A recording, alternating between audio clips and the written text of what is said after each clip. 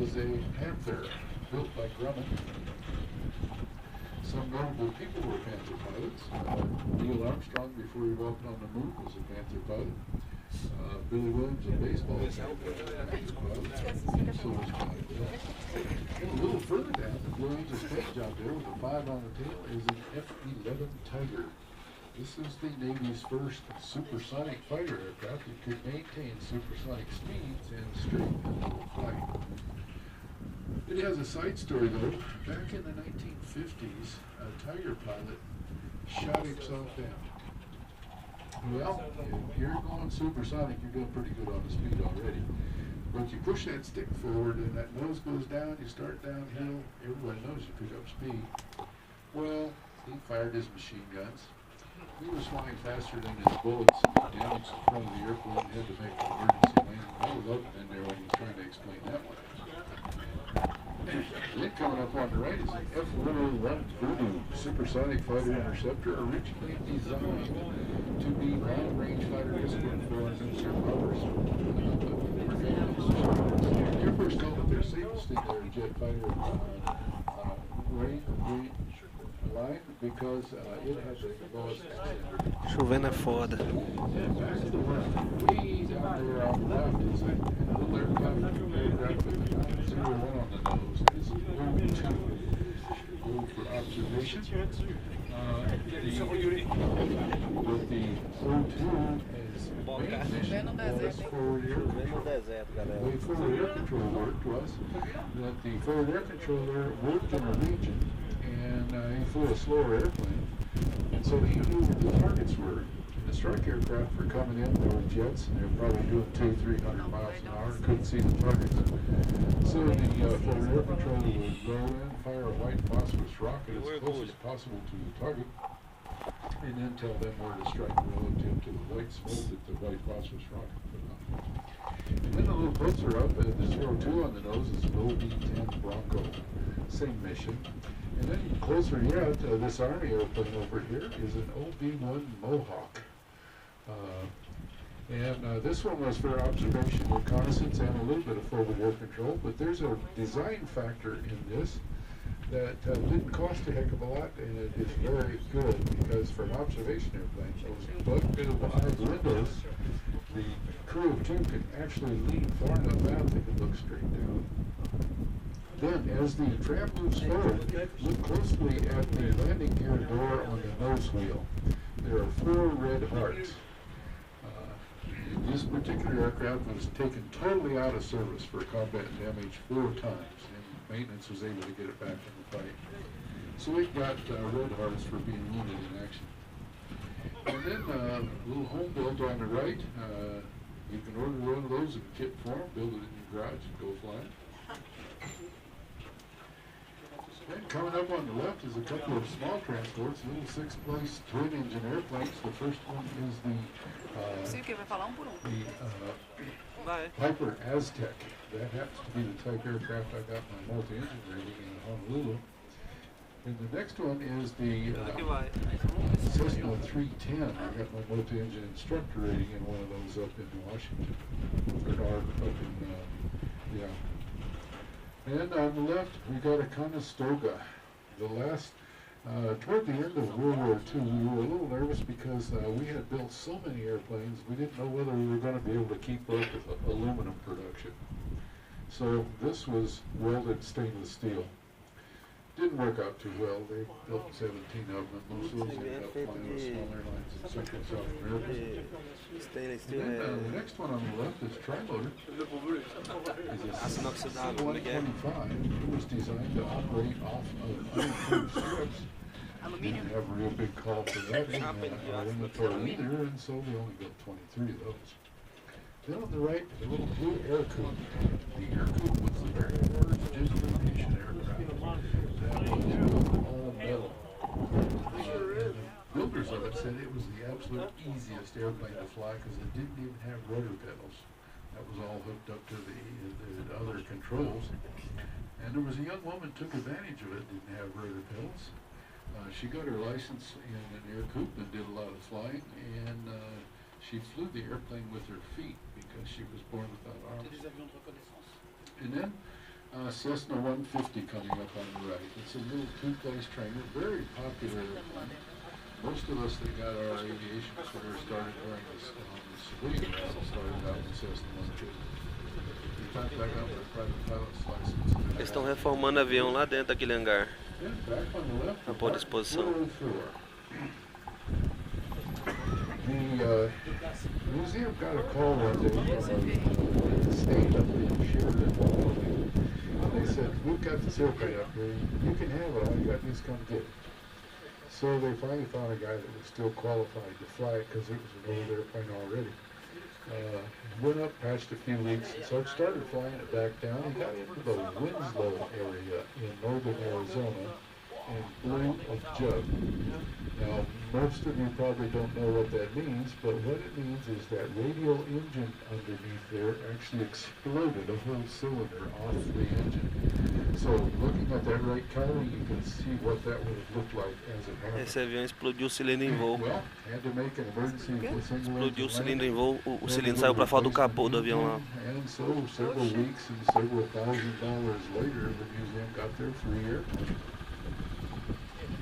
And coming up on the left, the Vickers Viscount, British design. This is the first commercial airliner to use turboprops. In other words, a turbine engine to spin the propellers rather than the reciprocating piston-driven engine.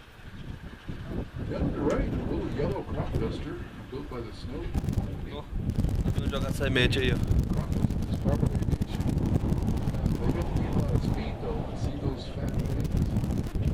But they do need maneuverability. So they come over the fence and drop down about 10 feet on the crop, spray all the way to the end, pull it up very abruptly, and they push a whole bunch of rudder in there, and it makes it just kind of, looks like it rotates right in place.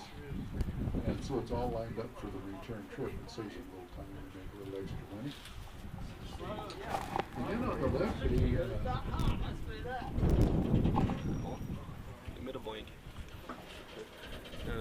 this is a Caravelle. This is a French design. This is the first commercial airliner to have the engines aft on the fuselage.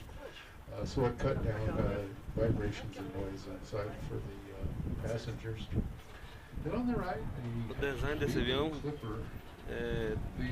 Tá igualzinho, bem parecido com os novos aviões da Boeing. This particular airplane was flying with a small airline up in Alaska, and they made a landing on a lake of Lake, and they discovered they partially submerged lost. That airplane sunk and spent 30 years at the bottom of a lake up in Alaska. This small marine group decided to salvage it. They sent it here and took quite a lot of the museum to get it in.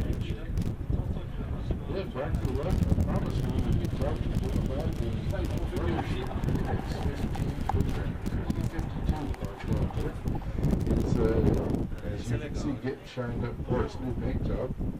The yellow hangar over there is where our volunteers work to keep all the little ones in there.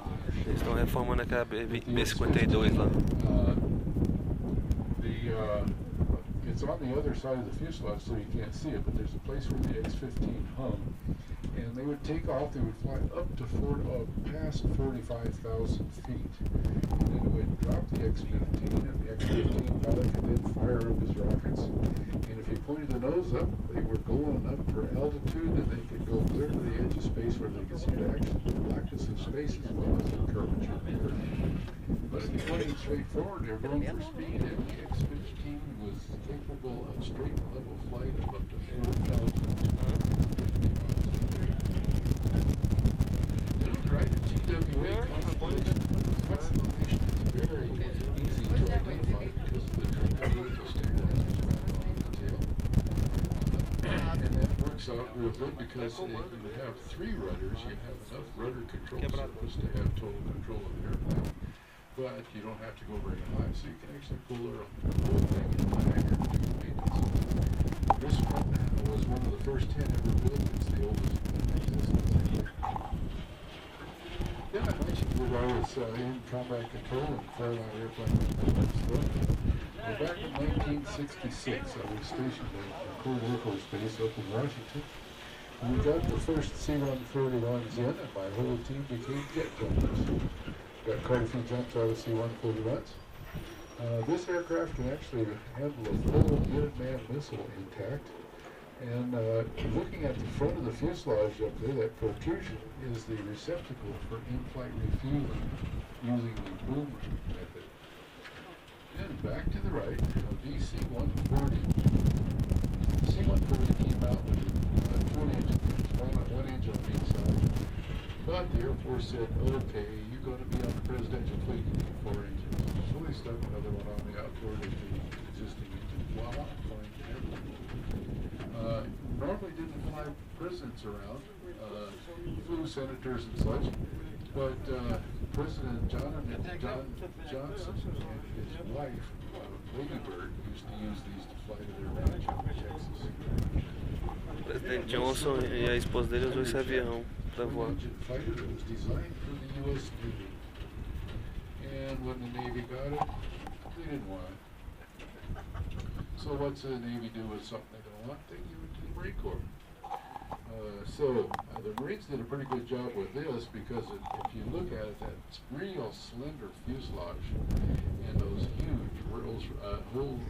huge engines and propellers, that airplane can actually attain speeds up to 450 miles an hour. Not bad for pistons and props. But looking at the right one there, that tells you why the Navy didn't want it. See how close that propeller is? They wouldn't be able to fly it off aircraft carriers.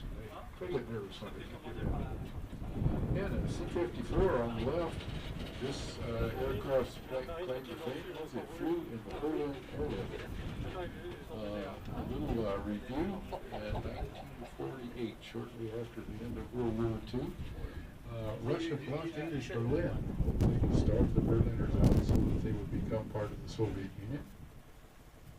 Nothing could be brought in on the surface, so everything had to be flown in.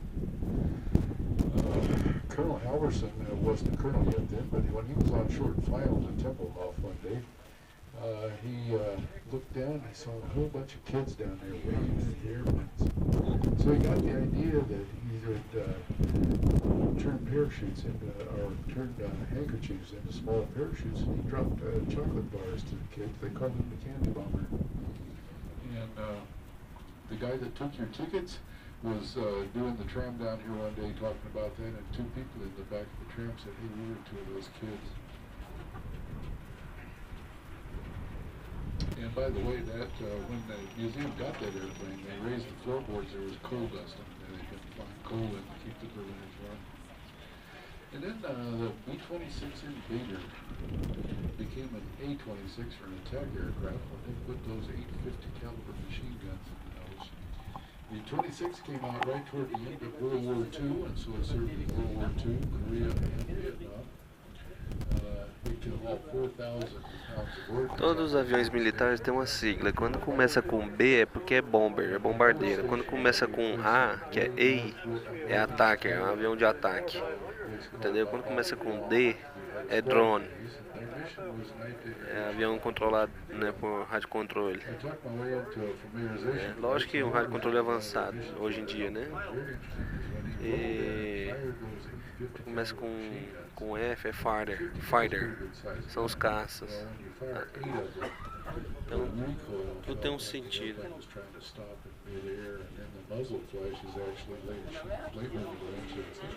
Pretty interesting.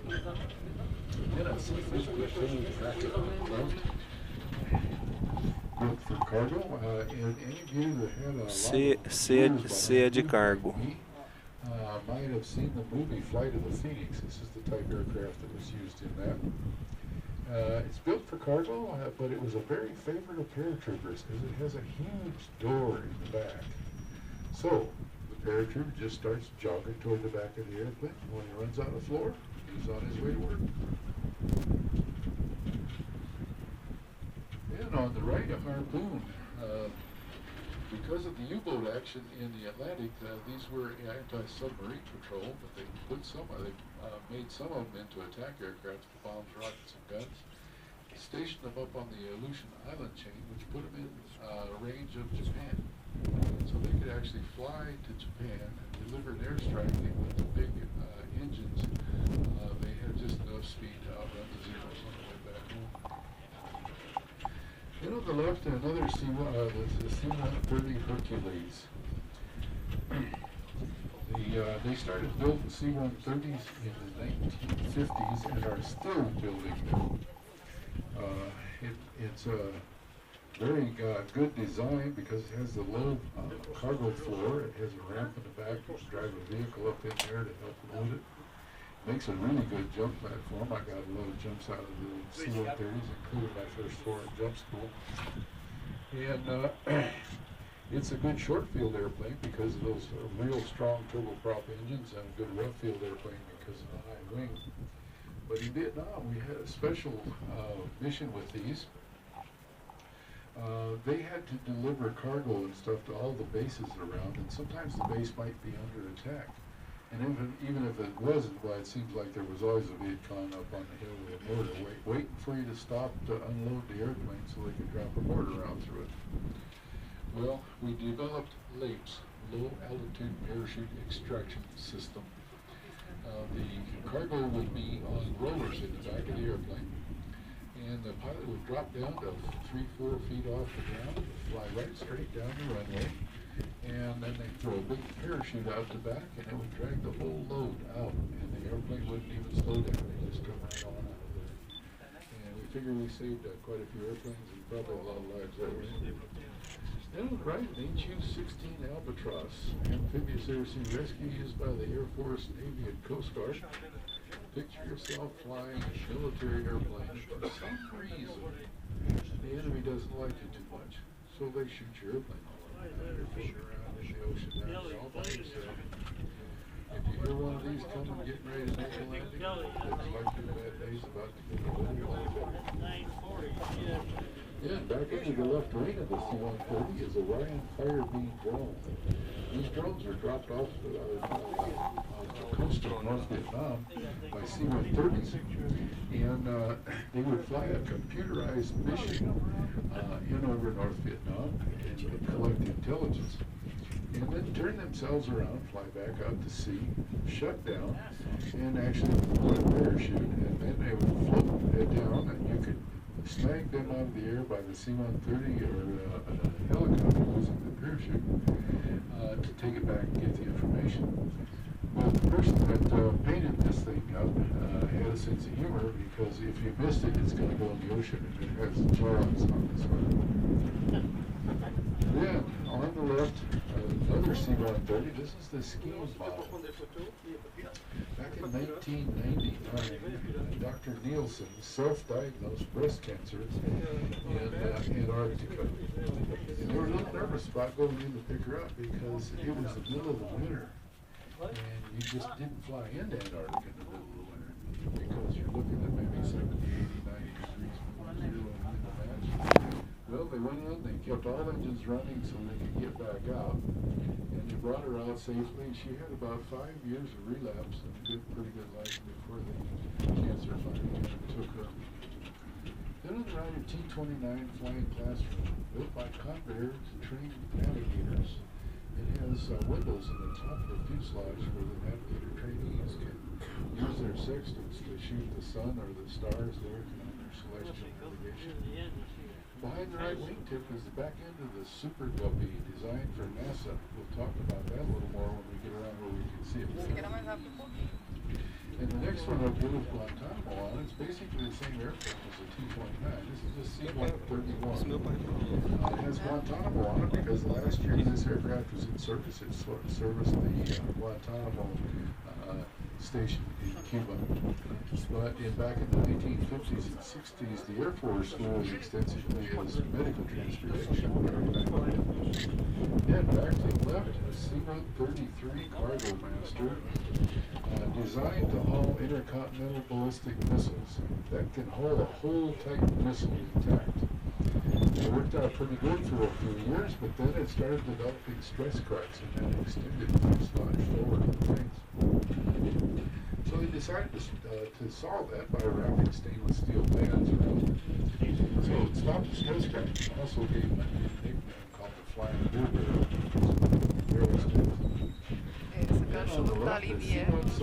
This is a goody bird on steroids. The first Twin birds that came out, the Air Force called the C-47, the Navy called it an R-4D, and the civilians called it an AC-3. But this can haul just a little bit more, a little faster than something. Then on the right, a C-123 Provider. Started life as a glider.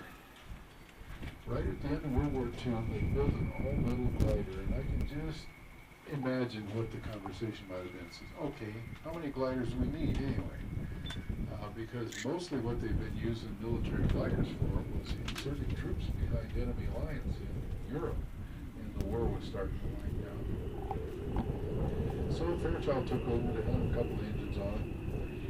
The white part is the engines, and they didn't have fuel storage in the glider wings, and so the black part behind the engine was fuel tanks. These were used extensively in Vietnam. Operation Mule Train to haul personnel and equipment all over the country. And they modified a few of them to be spray planes, and that was Operation Ranch Hand. They sprayed Agent Orange to defoliate the jungle so we could find the enemy. Special operations use these a lot. I was in special ops, so I got a lot of parachute jumps out of C-123s. But one of my most memorable was a 20,000-foot free fall in Florida to earn my Halo rating. Then on the left is C-124 Globemaster. This was the last of the Air Force's heavy lifters using piston-driven engines. Full 2 stories inside. And to load this thing, as the tram moves forward, look at the bottom of the nose. There's a seam that runs all the way down. That opens up big clamshell doors, and then there's a hydraulic ramp that comes out, and you can actually drive an 18-wheel truck up in there and fly away with it. It also has a crawl space in the wing behind those engines, so that the mechanic can actually go back there and service those engines in flight.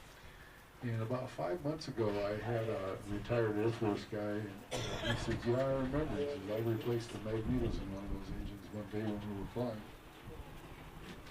And on the right, an AP-2 Neptune, special attack aircraft. Saw action in Cambodia, Laos, and Vietnam. And back to the left, we got a C-97. The C-97 started out as a surplus B-29. And they cut the top of the fuselage off all the way back, and they added that bulbous pressurized area on top. And those of you that are older like I am can probably remember when some of the airlines had those primary airliners. But this one is painted white with a red cross on it because it spent the last about 15 years before it was retired flying humanitarian missions in Africa. And on the right, we got an S-2F, commonly called a Stoof, the tracker, carrier-based, and its mission was safety of the carrier and the fleet. They did that by being anti-submarine. It had sonobuoys that could be put into the water to listen for submarines. It had a magnetic anomaly detector that could detect large amounts of metal under the surface of the water, down to about 400 feet. And now when a aircraft carrier went out to sea, they took a bunch of ships with them. That was the fleet. They had some warships to protect from surface threats. They had a lot of supply ships because they had a big mission, a lot to do, and they stayed out to sea quite a while. But the submarines were all diesel electric. And so the diesel electric submarines would have to surface at night in the dark when nobody could see them and run their engines to charge the batteries so they could run submerged in the daytime. Well, we had another thing going for us there too. If you look at the middle of that right wing, that is a 70 million candle-power floodlight. You can figure it out. Catch an enemy submarine on the surface in the dark, light them up, take them out. Next aircraft, basically the same airframe. This is an E-1 Tracer. And its mission also was safety of the carrier and the fleet, but it did it by early warning radar. If you took off and went up to altitude and fired up that radar, you actually extended the radar coverage by about 200 miles. And back to the left, we have a KC-97. We saw the C-97, the right one. When you put a K on it, that means it's for in-flight refueling. This one uses the boom method, but the boom is in the tail section in the back where it's hard to see. But as we make the turn to the right, we're going to be looking at the tail of that KC-135 over there where the boom is. We'll talk about the operation of the boom then. But the KC-97 worked out quite a while, being our primary in-flight refueler. But it got to be where a lot of the airplanes were flying faster. And so that the tanker would have to go into a 500-foot-a-minute rate of descent just to pick up enough extra airspeed so that the aircraft being refueled and didn't stall. And outboard of the engines on here are two 700-gallon fuel tanks. Along with the internal capacity, the airplane had the capacity to hold 14,000 gallons of fuel. Then on the left, we got a KB-50 coming up. It started out as B-29, so the B-50 when they beefed it up. Then they hung fuel tanks on it to be a tanker. The fuel tanks are under the wingtips and in the tail section. And each of those fuel tanks can deploy a hose with an 18-inch basket on it. And remember the A4 Skyhawk where we looked at the pipe sticking out the front? Well, you fly up the back there and stick that pipe into that basket and get your fuel. So that airplane could actually refuel 3 airplanes at a time. Then, looking at the tail section of this next aircraft over there, that is the refueling boom. You see there's a couple of wings on it. The boomer, or the boom operator, lays on the belly in the back of the airplane, looking through a window. And they have a controller. They use those two little wings to fly that airplane, that boom around, and extend it so that they can hook up with the airplane. And we'll talk a little more about the KC-135 when we get around to the nose. But I want to introduce you to this absolutely beautiful airplane coming up on the right. E nós vai registrando tudo, galera. Tô caladinho aqui porque vocês escutarem, aprender inglês e ver o que está falando um pouquinho do avião, de cada avião. But the radar is under the airplane and it has counter-rotating props to give it extra speed to go out where it's not set up. And then you can shut down one of those props because your fuel will stay on the station a little longer. But you can fly this off a carrier because both of those wings are hinged in 2 places. Yeah, back to the left, the KC-135 is a Boeing 707 airplane, and you'll notice by the engines didn't have any problem with too slow a tanker anymore. But this one was also turned into an airborne command post. And during the Cold War, an airborne command post would have a general or an admiral on board with complete staff and communications, so that in the possibility of the Pentagon being disabled, that the airborne command post could retaliate. The thing about that, though, we had one of those in the air 24 hours. Agora esse avião aqui, ó, traquitando, aquele negócio na barriga dele lá é um radar, galera. Olha que coisa que esses caras voavam, meu. Você tá louco. Esse é o avião mais insano que eu já vi aqui. Esquisito. And they probably got tired of going through the Panama Canal because we manufactured most of them in the west, launched them in the east. So this was designed out of a C-97. And the way you load it, those big lumps on the left side, on this side, are hinges. And there's latches on the other side, so you can unlatch that, you hook a tug up to the nose wheels, pull that nose right around to the propellers. Now you've got a big cargo area, 108 feet long, 25 feet high, 25 feet wide. Load it up, button it back up, and go flying again. But stop and think, though, how much power does it take to push that huge fuselage through the air? A normal C-97 could fly coast to coast on one fueling. This one would have to stop at least 4 or 5 times. Then, a little further right, the 707 over there with the long blue stripe there and that's on the tail. That airplane was called the Weightless Wonder because that was used to train the astronauts in weightlessness. And they would take off. They'd go up to fairly high altitude. The pilot then put the airplane into a parabolic dive. In other words, going down just fast enough to counteract gravity. And so the astronauts would float around back there like there's no such thing as gravity for maybe 30 or 40 seconds. And then they'd have to recover and they'd go back up and do it again. Well, they might do that 35, 40 times in a mission. So the astronauts are saying, yeah, we're getting some good weightless training, we're getting training on something else too called air sickness. And so they nicknamed the airplane the Vomit Comet. And we got an A1 on the right, Sky Raider. O apelido desse avião aqui é o... Lá vem bomba. Bomba câmera. They had a couple of missions. One I'm most familiar with is their search and rescue mission. They flew cover for the Jolly Green Giant missions, Outro lá, ó. rescuing down pilots in Vietnam. And they used the radio call sign Sandy.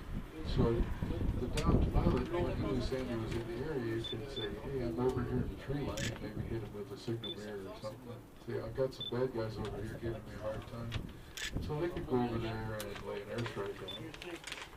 And hopefully the helicopter would jump in and be able to get them out. And while they're doing that, the A-10s have that mission now. And about 4 months ago, my wife and I were out at the range watching A-10 fire, which is an experience in itself. But the pilots out there said, yeah, when we have the search and rescue mission, we still use that Sandy call sign. Yeah, and off to the left, a B-47, the first successful all-jet bomber in the world, Curtiu. And I just want to point out something that if that airplane was fueled ready for takeoff, those wingtips would be about 2 feet off the ground. That's how heavy the fuel would be in those wings. Then, as they went down the runway and when they took off and all the weight was on the wings instead of the wheels, those wingtips would be 14 feet higher. That's how flexible the wings are. And then on the right, we've got a Shackleton. This is named after the Great Britain's famous explorer Shackleton. You'll notice they stole some stuff off the Gannon here. They got the radar underneath and counter-rotating props. They flew these in long-range maritime patrols up until 1991. Then looking off to the right again, we got a little bit different view of the Super Guppy. You can see those hinges there. And we're coming up on the B-36 Peacemaker. Toward the end of World War II, we didn't exactly know how the war was going to turn out, and we didn't want to take a chance on losing access to our overseas bomber bases. Well, so they designed this. This is a 10-engine bomber, 6 pusher propellers, 4 jets. The mission would be they could take off from the continental U.S., fly as far as Germany, deliver a bomb load, turn around and fly back without having to be refueled. The mission would take about 40 to 45 hours.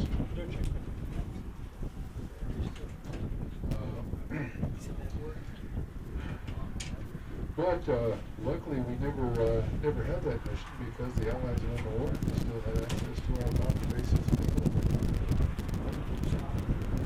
Now, off to the right, that big white one over there with AMA on it is the Boeing 787 Dreamliner.